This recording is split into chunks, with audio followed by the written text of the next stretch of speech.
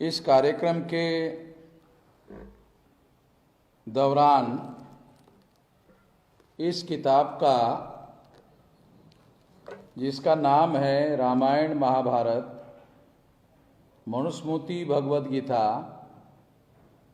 ब्राह्मणों के संगठित हिंसा के प्रतीक,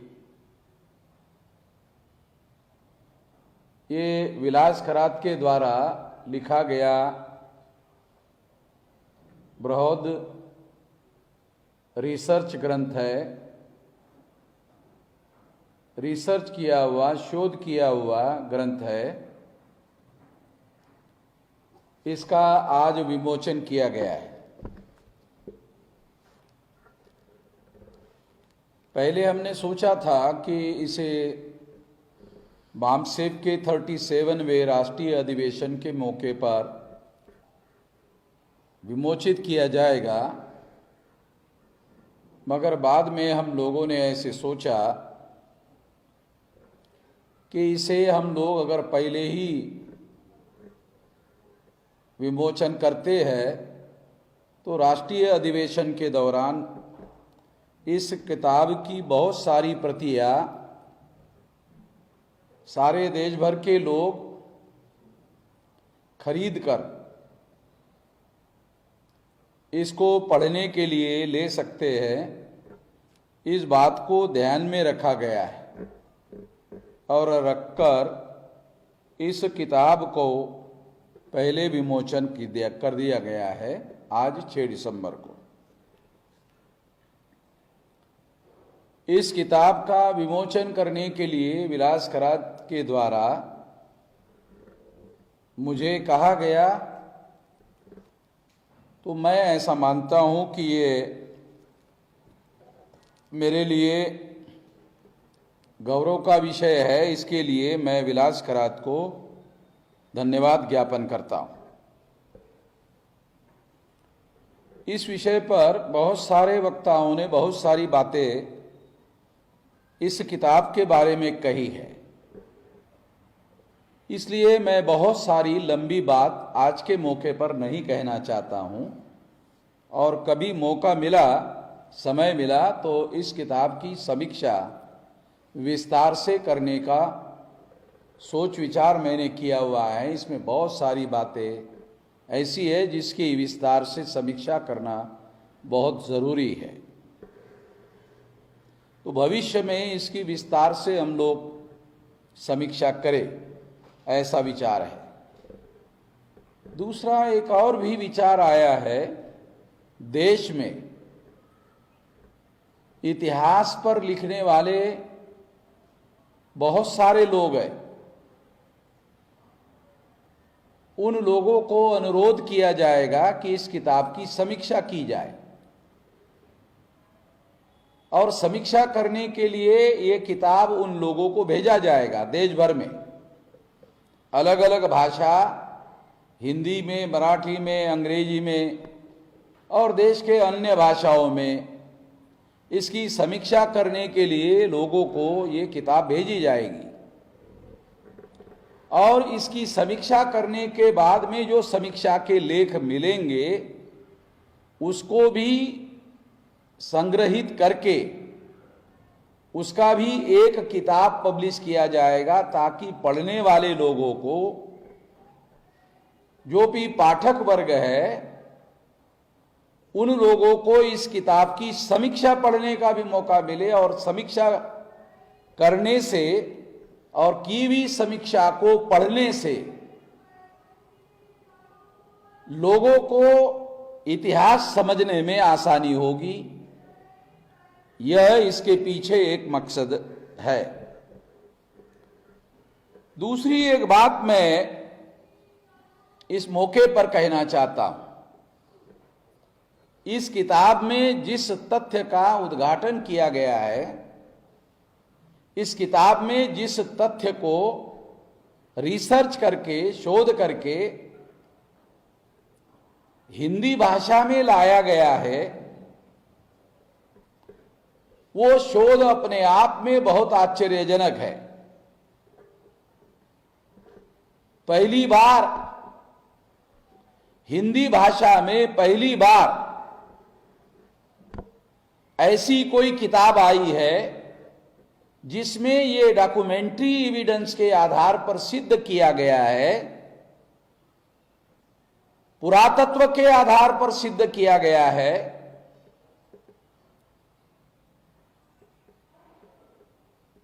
और प्राच्य विद्या के आधार पर यह सिद्ध किया गया है, इंडोलॉजी के आधार पर यह सिद्ध किया गया है कि रामायण, महाभारत, मनुस्मृति और भगवद गीता ये जो ग्रंथ है जिसे ब्राह्मण लोग पवित्र मानते हैं, जो बहुसंख्यांक समाज है, जिसे आज एससी, एसटी, ओबीसी और माइनॉरिटी इनसे कन्वर्टेड कहा जाता है, और महाराष्ट्र के संदर्भ में अगर देखा जाए तो कुणबी मराठा, और जो लोग ब्राह्मण नहीं है, क्षत्रिय नहीं है, वैश्य नहीं है, परंपरागत दृष्टिकोण से जो ब्राह्मणों ने वर्ण व्यवस्था बनाई वो नहीं है, वो वर्ण के नहीं है, वो सारे के सारे लोग यहां तक के कायस्थ जाति तक, क्योंकि ब्राह्मणों ने जो ग्रंथ लिखे हैं उसके आधार पर कायस्थ जाति जो वर्ण व्यवस्था में शूद्र कहा गया है, आज के तारीख में कायस्थ सबसे ऊपर रखी गई शूद्र जाति है। लगभग सभी शूद्र जातियों को मंडल कमीशन में ओबीसी के तौर पर डाला गया है, मगर कुछ जातियों को राजनीति के मकसद के लिए, एडल्ट फ्रेंचाइज की वजह से, प्रौढ़ मताधिकार की वजह से कुछ जातियों को योजना बनाकर बैकवर्ड क्लासेस के लिस्ट से बाहर रखा गया। उन जातियों को रखा गया जिन जातियों को ब्राह्मणों ने बहुस्तर सत्ता प्रणाली के तहत राज्य की सत्ता में उनको हिस्सेदारी दी। ये एक प्रकार से अलिखित समझौता है ब्राह्मणों का उन जातियों के साथ में, क्योंकि उनकी संख्या ज्यादा है, अलग अलग राज्यों में उनकी संख्या ज्यादा है। जैसे महाराष्ट्र में कुणबी मराठा लोगों की संख्या ज्यादा है, तो उसमें से मराठा लोगों को उन्होंने मंडल कमीशन से बाहर रखा और इस आधार पर बाहर रखा कि राज्य की सत्ता उनको दी जाएगी। ये बहुस्तर सत्ता प्रणाली में जैसे सत्ता का एक स्तर है पंचायत राज, ग्रामीण भाग को अगर आधार बनाया जाए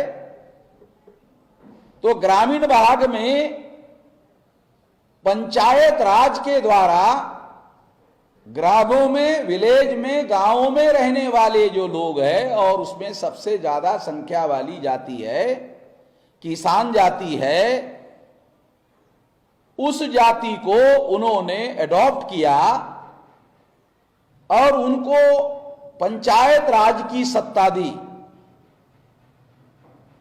और शहरों में नगर पालिका, महानगर पालिका है, उसमें भी उन लोगों को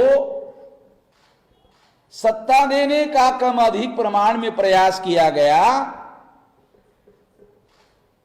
और फिर उनमें से ही जो राज्य की सत्ता है, विधानसभा के द्वारा राज्य की सत्ता जो बनाई गई है, उस सत्ता में उनको राज्य की सत्ता दी गई और उन लोगों की मदद से बहुमत हासिल किया गया और बहुमत हासिल करके केंद्र की सत्ता पर ब्राह्मणों ने कब्जा किया। आज हम देखते हैं कि केंद्र की सत्ता पर जो ब्राह्मणों ने बनाई हुई पार्टियां है उन्होंने कब्जा किया हुआ है। जैसे सबसे पहली पार्टी कांग्रेस, चटर्जी, मुखर्जी, बैनर्जी, गोखले, आगरकर, तिलक, इन ब्राह्मणों ने यह पार्टी बनाई और उन्होंने आजाद भारत पर पहले कब्जा किया। और उसके बाद आज के तारीख में आरएसएस के द्वारा जो ब्राह्मणों ने बनाया हुआ संगठन है, उनके द्वारा बनाया गया जनसंघ, और जनसंघ का ही नाम बदलकर भारतीय जनता पार्टी आई, उसकी सत्ता है। तो इसका मतलब यह है कि ये बहुसंख्य लोगों की मदद से राज्य सत्ता पर इन लोगों ने कब्जा किया हुआ है। तो ये बात मैं इसलिए आप लोगों को बता रहा हूं कि ये जो बहुसंख्य लोग हैं, एससी, एसटी, ओबीसी, इनसे कन्वर्टेड माइनॉरिटीज, और जो मंडल कमीशन में शामिल नहीं किए हुए लोग, जो कायस्थ जाति तक वर्ण व्यवस्था के सबसे ऊपर वाले हिस्से में रहने वाले जो कायस्थ है, शूद्र वर्ण के जो लोग हैं, वो जो लोग हैं, ये शूद्र वर्ण के जो सारे के सारे लोग हैं, इन लोगों पर ये जो रामायण है, महाभारत है, मनुस्मृति है, भगवत गीता है, ये वास्तव में ग्रंथ ब्राह्मणों के हैं। ब्राह्मण इनको पवित्र मानते हैं और शूद्रों पर इन ग्रंथों को थोपा गया है। ये ग्रंथ को अगर शूद्र लोग अगर पवित्र मानते हैं तो उसकी वजह यह नहीं है कि यह ग्रंथ पवित्र है। उसकी वजह यह है कि उन लोगों के ऊपर उसे थोपा गया है और थोपने के लिए बहुत अलग तरीके का इस्तेमाल किया गया है, बहुत यूनिक तरीके का इस्तेमाल किया गया है। वो अलग तरीका क्या है? जैसे मैं यही बात एक उदाहरण देकर आपको समझाना चाहता हूं। आधुनिक काल का, आज के समय का एक उदाहरण देकर आपको समझाना चाहता हूं कि अगर हम छत्रपति शिवाजी महाराज का इतिहास देखें तो पता चलता है कि ब्राह्मणों ने छत्रपति शिवाजी महाराज को जहर दे के मारा। पेशवा ब्राह्मणों ने मारा, कोकनस्थ ब्राह्मणों ने मारा, और इन जिन ब्राह्मणों ने छत्रपति शिवाजी महाराज को मारा तो वो उनको अपना दुश्मन मानते थे, इसलिए मारा। अगर वो अपना दोस्त मानते होते तो मारने की वजह नहीं थी। उनको अपना शत्रु माना, शत्रु मानकर उनकी हत्या की। और उनके महाप्रतापी जो पुत्र थे संभाजी महाराज, उनकी भी उन्होंने हत्या की। और हत्या करने के लिए ब्राह्मणों ने, पेशवा ब्राह्मणों ने, जो मुगल सम्राट था औरंगजेब, उसके साथ गुप्त समझौता किया और उस समझौते के तहत औरंगजेब ने छत्रपति संभाजी महाराज की हत्या होने के बाद वो राज्य जिस पर औरंगजेब का राज होना चाहिए था, हैरान करने वाली बात है, वो राज पेशवाओं का रहा। इसका मतलब है कि औरंगजेब संभाजी महाराज और शिवाजी महाराज को मारना चाहते थे, वो मार नहीं सके बहुत कोशिश करने के बाद। और इस वजह से उनको सलाह दिया गया कि अगर ब्राह्मणों के साथ आप समझौता करो तो इनको जल्दी पकड़वाकर मारा जा सकता है। और फिर औरंगजेब ने गुप्त रूप से समझौता किया इन ब्राह्मणों के साथ में। ब्राह्मणों ने उनके साथ समझौता किया और समझौते के तहत संभाजी महाराज को पकड़वाकर मारा गया। इसके भी डॉक्यूमेंट्री एविडेंस उपलब्ध हो गए हैं। क्योंकि औरंगजेब ने पेशवाओं के नाम चिट्ठी लिखी है और चिट्ठी उपलब्ध हुई है कि आप और हमारे बीच में जो समझौता हुआ उसके बरहुकूम अगर आपने आचरण नहीं किया तो जो गत संभाजी की हुई वही गत हम आपकी करेंगे। इसका मतलब है ये चिट्ठी अपने आप में एक एविडेंस है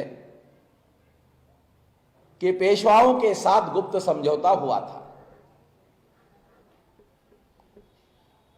ये उदाहरण इस बात को सिद्ध करते हैं कि शिवाजी महाराज ब्राह्मणों के लिए शत्रु थे, संभाजी महाराज ब्राह्मणों के लिए शत्रु थे। अंग्रेज आए, अंग्रेजों के विरोध में आंदोलन हुआ। आंदोलन होने के बाद भारत में प्रौढ़ मताधिकार, आंदोलन होने के बाद आजादी मिली, आजादी में प्रौढ़ मताधिकार लागू किया गया और प्रौढ़ मताधिकार लागू होने की वजह से जो प्रजा बहुसंख्यांक है उनको वोट का अधिकार मिला और बहुसंख्यांक लोग जिनको एमपी बनाएंगे, मेंबर पार्लियामेंट बनाएंगे, सांसद बनाएंगे, मराठी में खासदार बनाएंगे, उनका जो बहुमत होगा उसके बहुमत के समर्थन से देश का प्रधानमंत्री बनेगा। तो बहुमत तो इन बहुसंख्यक लोगों का था, तो इनका समर्थन लेना जरूरी था और ये प्रौढ़ मताधिकार की वजह से हुआ जो बाबा साहब आंबेडकर ने भारत के संविधान में लिखा। ये परिवर्तन हुआ, ये देश में ये हालात बन गए। इस हालात की वजह से ब्राह्मणों को, जिनके साथ उनका शत्रुत्व था, जिनको वो अपना कट्टर शत्रु मानते थे, तो कट्टर शत्रु जिनको मानते थे उन्होंने एसिमिलेशन की थ्योरी छत्रपति शिवाजी महाराज पर लागू की। एसिमिलेशन थ्योरी क्या है कि उन्होंने छत्रपति शिवाजी महाराज को एज इट इज स्वीकार नहीं किया। उन्होंने क्या किया, छत्रपति शिवाजी महाराज का ब्राह्मणीकरण किया। और ब्राह्मणीकरण करने के लिए क्या किया, ब्राह्मणीकरण करने के लिए उन्होंने छत्रपति शिवाजी महाराज को मुगलों का दुश्मन बताया। अगर हम मान लेते हैं कि एक राजा का दूसरे राजा के साथ लड़ाई हो रही थी, बराबर है ये बात, ये हिस्टोरिकल फैक्ट है, मगर इस लड़ाई को इस तरीके से देखा जा सकता है कि कोई भी राजा अगर वो छोटे भौगोलिक क्षेत्र का राजा है, मान लो वो एक जिले का राजा है, तो वो कोशिश क्या करता है कि मैं थोड़ा बड़ा राजा बन जाऊं, तो वो और भूमि जो है अपने नियंत्रण में लेने की कोशिश करता है, फिर उसके बाद अब उससे बड़ी लेने की कोशिश करता है। यानी धीरे धीरे वो ज्यादा, जितनी बड़ी भूमि प्राप्त होती है उतना बड़ा वो राजा माना जाता है। सम्राट अशोक जो थे, सम्राट किसको, एक तो होता है राजा और एक होता है सम्राट। तो राजा और सम्राट में क्या फर्क होता है, जो सम्राट है वो भी राजा होता है, राजा जो है वो भी राजा होता है। तो फिर सम्राट और राजा में क्या फर्क होता है, जो सम्राट होता है वो राजाओं का राजा होता है। जैसे मुख्यमंत्री है वो प्रदेश का राजा है, प्रधानमंत्री है देश का राजा है। तो सम्राट अशोक ये केवल राजा नहीं थे, ये राजाओं के राजा थे, उनके अधीन बहुत सारे देश भर में राजा थे। जब देश आजाद हुआ तो 650 संस्थान में राजा थे और उन राजाओं का राजा इंग्लैंड में बैठता था। क्योंकि हमारे बहुत सारे लोगों को यह इतिहास नहीं पढ़ाया जाता, भारत में 2 प्रकार का भौगोलिक क्षेत्र था। एक ऐसा भौगोलिक क्षेत्र था जिसमें कोई राजा नहीं था, उस पर डायरेक्ट राज था अंग्रेजों का, और कुछ ऐसा भौगोलिक क्षेत्र था जहां राजा थे, जैसे छत्रपति शाहू महाराज थे, वो अंग्रेजों के समय में भी राजा थे। तो ऐसे छत्रपति शाहू महाराज की तरह 650 राजा थे अंग्रेजों के नियंत्रण में।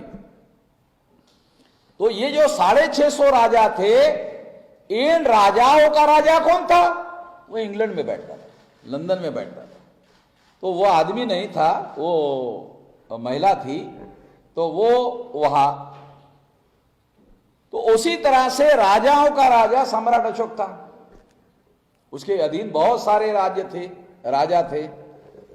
तो मैं जो आपको ये उदाहरण क्यों दे रहा हूं कि किसी भी राजा को क्या लगता है कि वो कोशिश करता है कि थोड़ा 2, 4, 5 गांव का राजा बनने से साला मजा नहीं आ रहा है। वो कोशिश करता है कि और ज्यादा भूमि, और ज्यादा भूमि, और ज्यादा भूमि वो ये करता है। और इसकी वजह से क्या होता है, जो दूसरे भूमि पर दूसरे राजा का राज है उसके साथ उसका झगड़ा होता है। जो जीत जाता है वो भूमि उसके नियंत्रण में आ जाती है। और ये जो छत्रपति शिवाजी महाराज थे, इनके और औरंगजेब के बीच में ये इसी तरह का लड़ाई थी।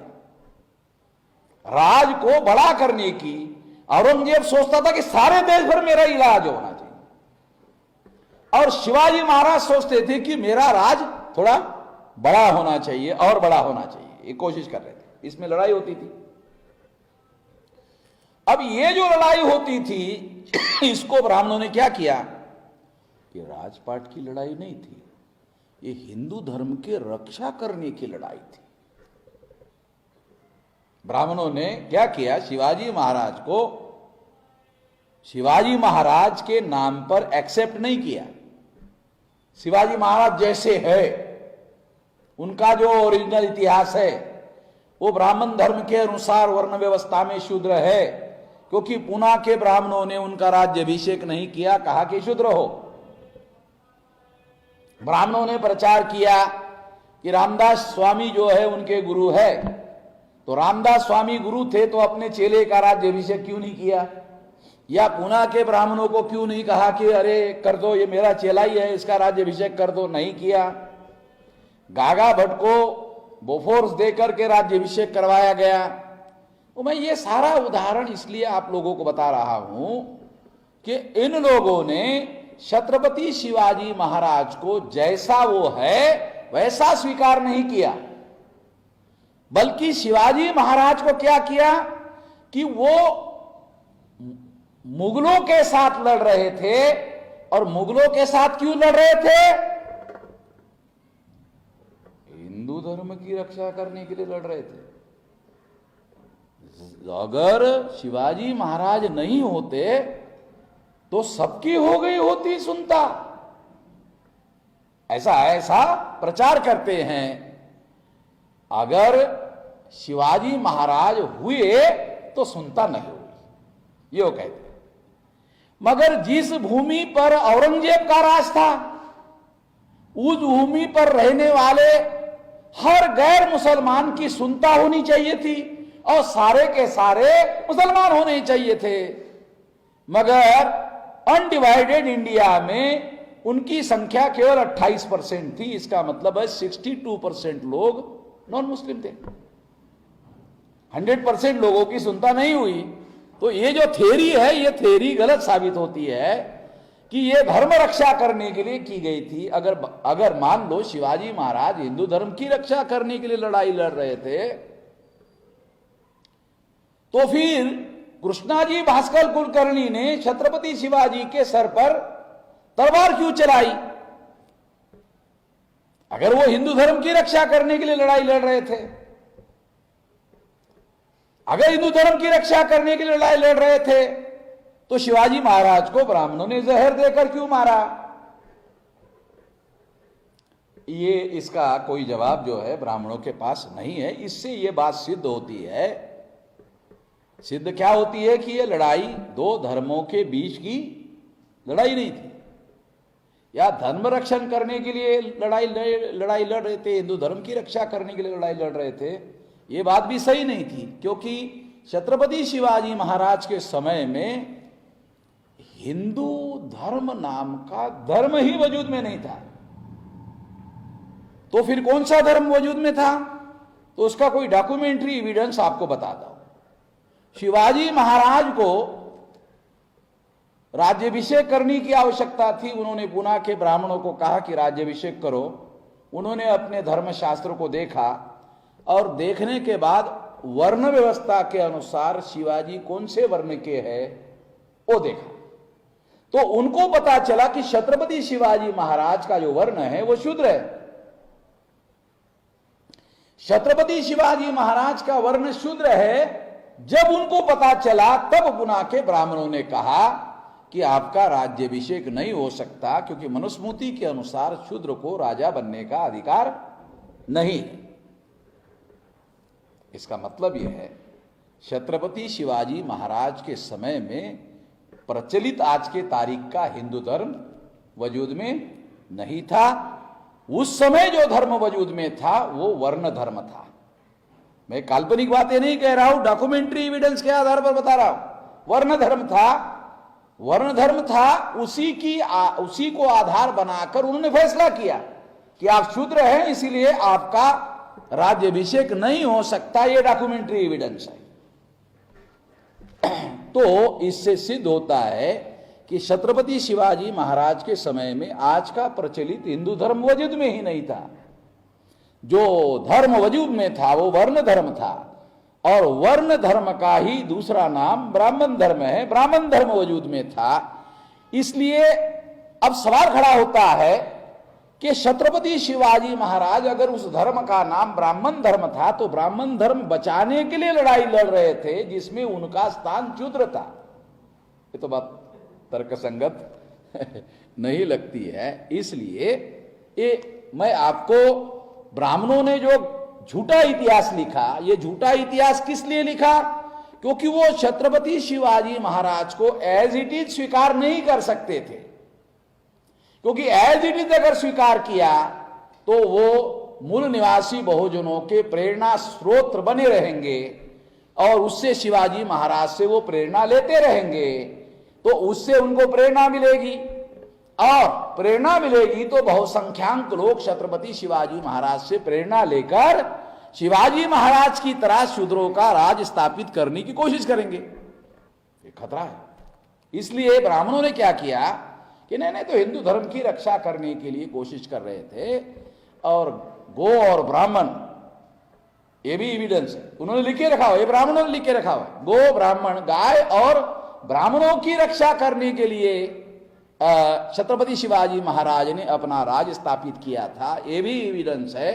इससे भी प्रूव होता है कि ब्राह्मण ये चाहते थे कि छत्रपति शिवाजी महाराज का ऐसा इतिहास बहुजन समाज के लोग पढ़े जिससे पता चले कि छत्रपति शिवाजी महाराज ने एक तरफ ब्राह्मणों का रक्षा किया, एक तरफ गाय की रक्षा किया, और गाय और ब्राह्मणों की रक्षा करने के लिए राज स्थापन किया था। तलवार उठाई थी, तलवार चलाई थी, और मुसलमानों को काटा था, मारा था। इसलिए शिवाजी महाराज से बहुजन समाज के लोगों को प्रेरणा लेनी चाहिए, और प्रेरणा लेकर मुसलमान को काटना चाहिए। शिवाजी महाराज ने काटा। अब शिवाजी महाराज अगर महान हैं, उन्होंने अगर मुसलमानों को काटा, तो उसको हम प्रेरणा मानने वाले लोग, हमको भी मुसलमानों को काटना चाहिए। यह प्रेरणा मिलना चाहिए, ना कि शिवाजी महाराज की तरह अपना राज स्थापित करने की प्रेरणा मिलनी चाहिए। यह इतिहास उन्होंने बदलने के लिए एक गलत इतिहास शिवाजी महाराज का लिखा, और शिवाजी महाराज को एज इट इज स्वीकार नहीं किया, बल्कि शिवाजी महाराज का ब्राह्मणाइजेशन करके स्वीकार किया। ये मैंने आपको इसलिए बताया क्योंकि आज के तारीख का एग्जाम्पल देकर अगर आपको बताया जाए तो आपको पता चलेगा, नहीं तो 2500 साल का मामला आपको कैसे पता चलेगा। तो विलास खरात ने ये जो ब्राह्मणीकरण का जो सिद्धांत आज ब्राह्मण लोग लागू कर रहे हैं, वही ब्राह्मणीकरण का सिद्धांत जातक कथाओं पर लागू किया। बुद्ध ने अपना प्रवचन करने के लिए जो जातक कथाओं का सहारा लिया, जातक कथाएं प्रचलित थी। जातक कथाओं को कुछ हद तक लोक कथा कहा जा सकता है। लोक कथा आज भी बहुत सारे लोगों के, गांव में रहने वाले लोगों के दिमाग में बहुत सारी लोक कथाएं उनके दिमाग में होती है। तो उससे क्या पता चलता है? उससे पता चलता है उनकी लोकप्रियता कितनी है कि करोड़ों लोगों के दिमाग में वो बात जो है अभी भी ऐसी भरी हुई है। तो वो बहुत ज्यादा पॉपुलर थी।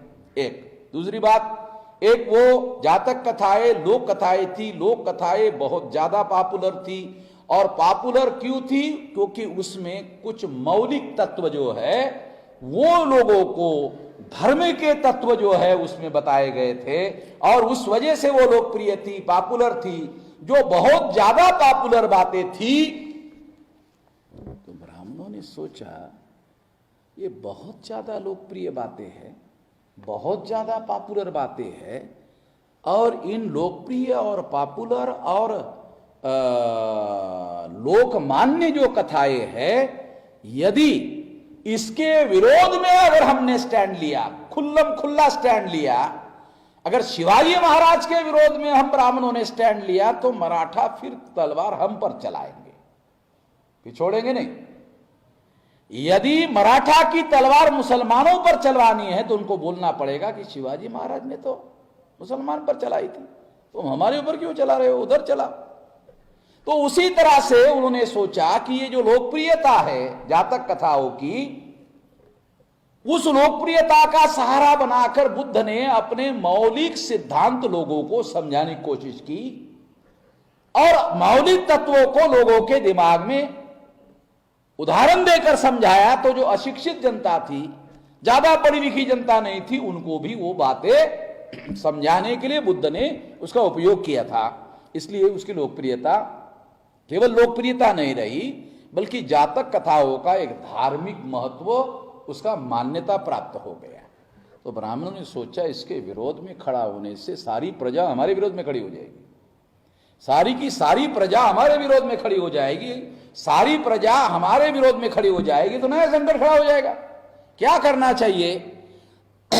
तो कथा यही रहनी देनी चाहिए, केवल कथाओं का अर्थ बदल करना चाहिए। और अर्थ बदल करने के लिए फिर उन्होंने जो दशरथ जातक कथा है उसको आधार बनाकर और तमाम जातक कथाओं को आधार बनाकर लगभग इस किताब में विलास करात ने बताया कि 20 के लगभग जातक कथाओं का उपयोग रामायण लिखने के लिए किया गया और उससे कई ज्यादा जातक कथाओं का, क्योंकि 500 से ज्यादा जातक कथाएं टोटल उसको रिकॉर्ड किया गया है, तो उसमें से 30 से ज्यादा जातक कथाओं का इस्तेमाल महाभारत लिखने के लिए किया गया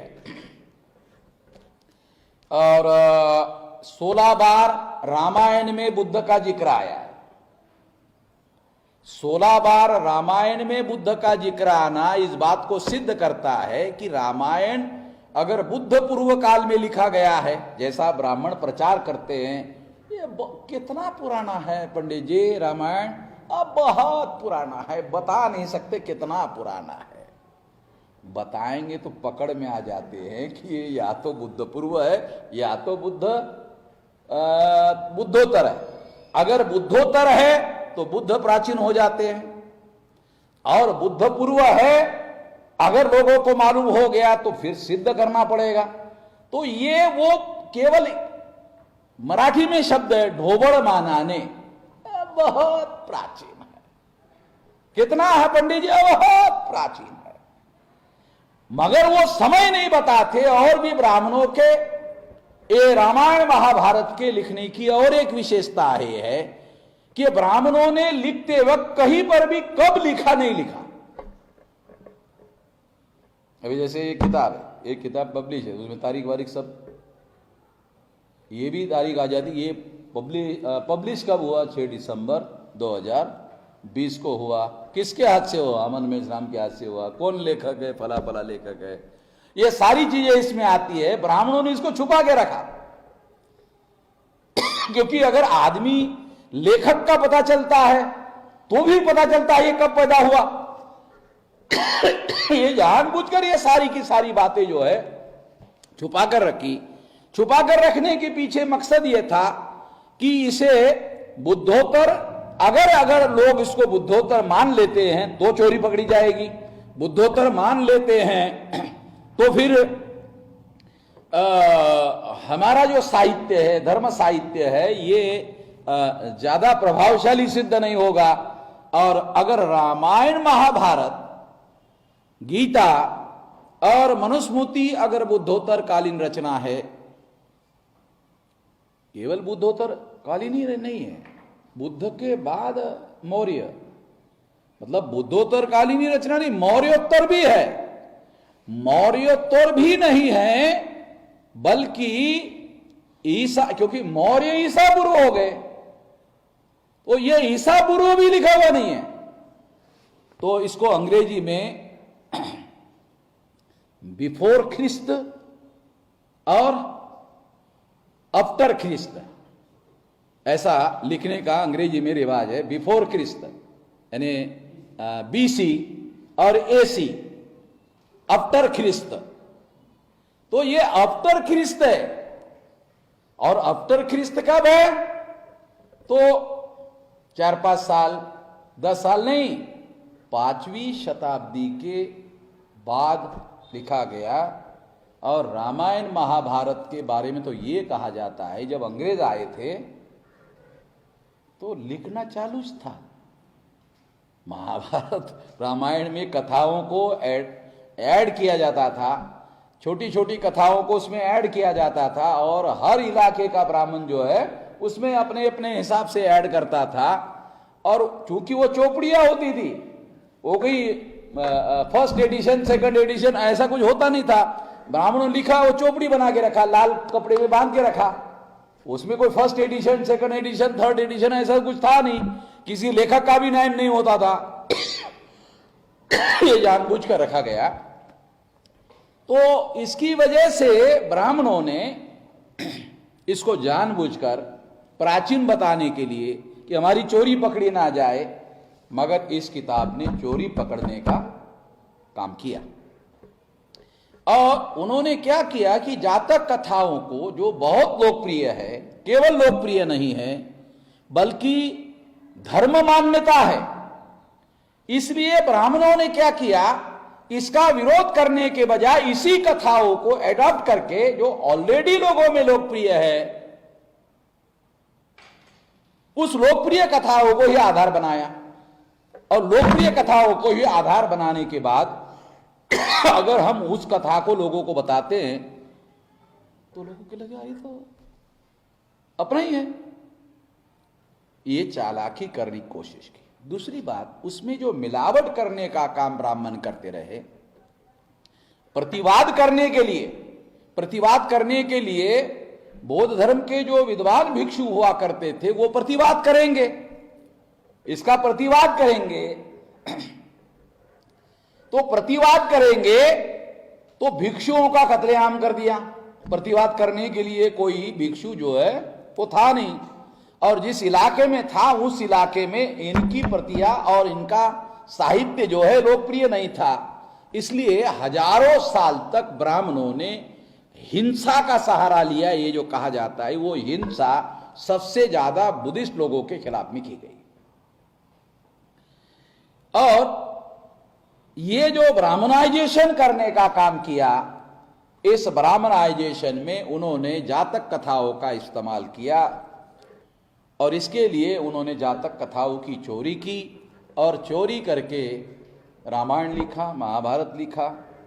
भगवद गीता में गुण और कर्म का जो सिद्धांत है, क्योंकि वेद को कहा जाता है बहुत प्राचीन, और अगर वेद प्राचीन है और अगर वर्ण व्यवस्था के खिलाफ बुद्ध बोल रहे हैं, तो इसका मतलब है ब्राह्मण प्रचार करते होंगे वर्ण व्यवस्था का, और उसका उन्होंने खंडन किया।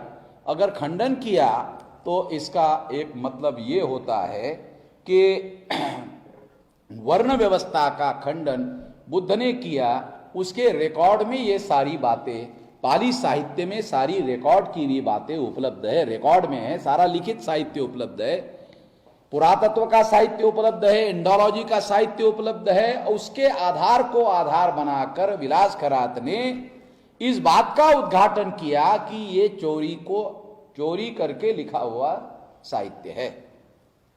और ये हिंदी भाषा में या भारत की किसी भाषा में ये पहला ग्रंथ है। जहाँ तक मैं बहुत सारे पढ़ने का बहुत ज़्यादा मुझे शौक है, पढ़ते रहता हूँ, मगर इस तरह का विषय पर लिखने वाला भारतीय भाषा में इस विषय पर लिखा हुआ मैंने पहला ग्रंथ देखा, जिसमें यह सिद्ध किया गया है कि ब्राह्मणों ने रामायण, महाभारत, गीता ये चोरी के आधार पर लिखा गया है। केवल विलास खरात ने चोरी करके लिखा, ऐसा केवल लिखा नहीं है, बल्कि बाकायदा सबूतों के साथ बताया। इतना ही नहीं, ब्राह्मण राज्य सत्ता का सहारा लेकर, न्याय सत्ता का, हाईकोर्ट सुप्रीम कोर्ट का सहारा लेकर, राज्य सत्ता का सहारा लेकर जो कानून की व्यवस्था है, जो आर्कियोलॉजी का कानून है, उसके विरोध में जाकर उन्होंने राज्य सत्ता का मिसयूज किया और साकेत पर उन्होंने कब्जा किया। ये बात भी इसके अंदर सबूतों के साथ आई हुई है। तो मेरा ऐसा मानना है कि ये एक अभूतपूर्व किताब है, इसके पहले इस विषय पर अंग्रेजी में साहित्य हो सकता है, ऐसे रेफरेंस है इसमें। अंग्रेजों के द्वारा अंग्रेजी में लिखे हुए एविडेंसेस उपलब्ध है, ब्राह्मणों ने उनको पढ़ा भी होगा। अगर किसी ब्राह्मण ने, जो अपने को सेकुलर कहते हैं, जो अपने को प्रोग्रेसिव कहते हैं, जो अपने को बहुत ज्यादा प्रगतिशील मानते हैं, ऐसे ब्राह्मणों ने भी वो एविडेंस लोगों के सामने लाने की कोशिश नहीं की। और इसलिए ये सिद्ध होता है, जिसे सेकुलर ब्राह्मण कहा जाता है, जिसे प्रगतिशील ब्राह्मण कहा जाता है, वो केवल आवरण है, ब्राह्मणों ने धारण किया हुआ आवरण है, आम लोगों को धोखा देने के लिए धारण किया हुआ आवरण है। वो सेकुलर लोग नहीं है, वो प्रोग्रेसिव लोग नहीं है। इस दृष्टि से पहली बार किसी फुले शाहू आंबेडकर की विचारधारा को मानने वाले किसी व्यक्ति ने इस तरह की किताब लिखी और भारतीय भाषा में लिखी, ऐसी मैं ऐसा मानता हूं, मेरे जानकारी में पहली किताब है। और इसलिए मैं ऐसी किताब का विमोचन करने के लिए विलास खरात ने मुझे अवसर दिया, इसलिए मैं अपने आप को गौरवान्वित मानता हूं। और भारत के तमाम जो लोग हैं, अगर वो अपने आप को मानसिक रूप से स्वतंत्र करना चाहते हैं, क्योंकि ब्राह्मणों ने राजनीतिक रूप से हम लोगों को गुलाम बनाया और ब्राह्मणाइजेशन करके हमारे लोगों को मानसिक रूप से गुलाम बनाने की कोशिश कर रहे हैं। यदि वो इस देश में आज़ाद होना चाहते हैं, राजनीतिक रूप से भी आज़ाद होना चाहते हैं, तो राजनीतिक रूप से आज़ाद होने के लिए पहले मानसिक रूप से आज़ाद होना जरूरी होगा। और मानसिक रूप से आज़ाद होने के लिए ये किताब उनके लिए बहुत ज़्यादा उपयुक्त होगी, क्योंकि इसमें बहुत सारे सबूत, डॉक्यूमेंट्री एविडेंस दिए हुए हैं और वो एविडेंस के आधार पर ब्राह्मण वो एविडेंस गलत है इसे साबित नहीं कर पाएंगे। इतने पुख्ता महत्वपूर्ण सबूत दिए हुए हैं। इसलिए मैं समस्त मूल निवासी बहुजनों को इस किताब को पढ़ने के लिए अनुरोध करता हूं कि वो इस किताब को पढ़े और अपने आप को मानसिक रूप से स्वतंत्र करे। जो मानसिक रूप से स्वतंत्र होगा वही राजनीतिक रूप से स्वतंत्र हो सकता है, अन्यथा नहीं हो सकता।